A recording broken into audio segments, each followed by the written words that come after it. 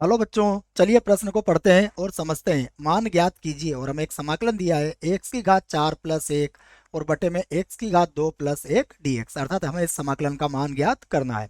ठीक है बच्चों, प्रश्न को हल करने से पहले प्रश्न के लिए बच्चों हम मुख्य अवधारणा लिख लेते हैं बच्चों। ठीक है, जिसकी सहायता से हम इस प्रश्न को हल करेंगे। तो अवधारणा मुख्य अवधारणा में बच्चों हम समाकलन से संबंधित कुछ सूत्रों को यहाँ पर लिखेंगे। देखो, जिसमें पहला सूत्र होगा हमारा कि हमें पता है एक्स की घात एन डी एक्स, अर्थात एक्स की घात एन का समाकलन। इसका समाकलन होता है एक्स की घात एन प्लस एक बटा एन प्लस एक और प्लस सी। ठीक है बच्चों, और यहाँ पर एन कभी भी माइनस एक के बराबर नहीं होता है। दूसरा एक और सूत्र है बच्चों जो आपको याद होना चाहिए, एक बटा एक प्लस एक्स की घात दो डी एक्स, अर्थात इसका समाकलन। तो इसका समाकलन होता है टेन इनवर्स एक्स प्लस सी। ठीक है, तो ये दो सूत्र हैं बच्चों जिसका प्रयोग हम इस प्रश्न में करेंगे।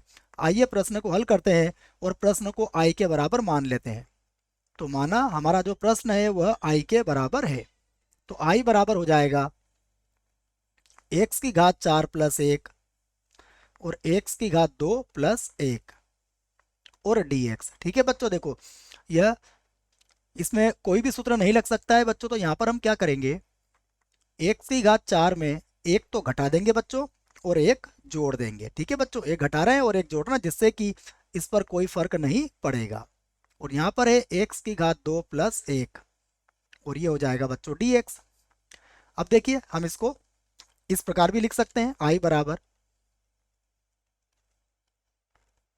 एक्स की घात 4 को लिखेंगे एक्स की घात 2 और पूरे की घात 2 और माइनस हो जाएगा एक की घात 2 और प्लस कितना है बच्चों 2, एक और एक 2 हो जाएगा और बटे में है एक्स की घात 2 प्लस एक और ये है बच्चों हमारा डी एक्स। ठीक है, अब हम बच्चों इसे देखो ए स्क्वायर माइनस बी स्क्वायर से इसको दो बार लिख सकते हैं, एक बार प्लस में और एक बार माइनस में। तो हम यही लिखेंगे, देखो आई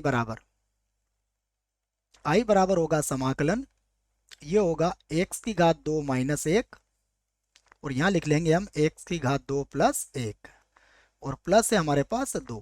ठीक है, और बटे में आ जाएगा हमारे पास एक्स की घात 2 प्लस एक। ठीक है, और ये है हमारे पास डी एक्स बच्चों। ठीक है, अब देखिए हम इसको बच्चों अलग अलग लिख सकते हैं। तो हम इसको अब इस प्रकार लिखेंगे, आई बराबर समाकलन, एक बार लिखेंगे एक्स की घात 2 माइनस एक, उसके बाद एक्स की घात 2 प्लस एक और इसके बटे में लिख लेंगे एक्स की घात 2 प्लस एक, उसके बाद प्लस का 2 और बटे में आ जाएगा एक्स की घात 2 प्लस एक और यहाँ बच्चों अब आ गया हमारे पास डी एक्स।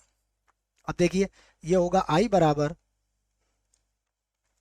समाकलन, देखो ये तो कट जाएगा बच्चों, एक्स की घात 2 प्लस एक से ये कट जाएगा तो यहाँ पर बचेगा हमारे पास एक्स की घात 2 माइनस एक और प्लस का 2 और बटे में आएगा एक्स की घात 2 प्लस एक। ठीक है बच्चों, अब हम इन सभी को अलग अलग लिख देते हैं और फिर इनका समाकलन कर देते हैं। देखिए किस प्रकार, तो आई बराबर होगा हमारे पास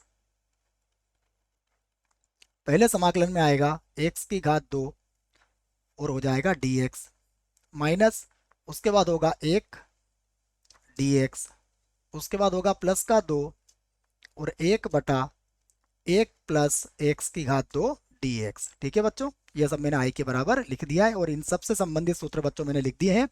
देखिए यहाँ पर हमने एक्स स्क्वायर को अलग कर दिया है, माइनस एक को अलग कर दिया है और 2 बटा एक्स की घात 2 प्लस एक को हमने अलग अलग समाकलन करने के लिए लिख दिया है।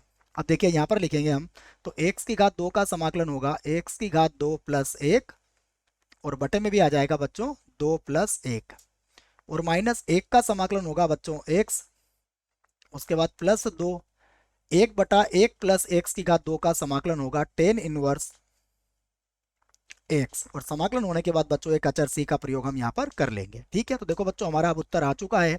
हम लिख सकते हैं आई बराबर ये होगा एक्स की घात 3 और बटे में भी आ जाएगा 3, उसके बाद माइनस का एक्स और उसके बाद होगा प्लस का 2 टेन इनवर्स एक्स और प्लस हो जाएगा बच्चों सी। तो बच्चों यही हमारे प्रश्न का उत्तर होगा। आशा करता हूँ आपको इस प्रश्न का उत्तर समझ में आया होगा। धन्यवाद।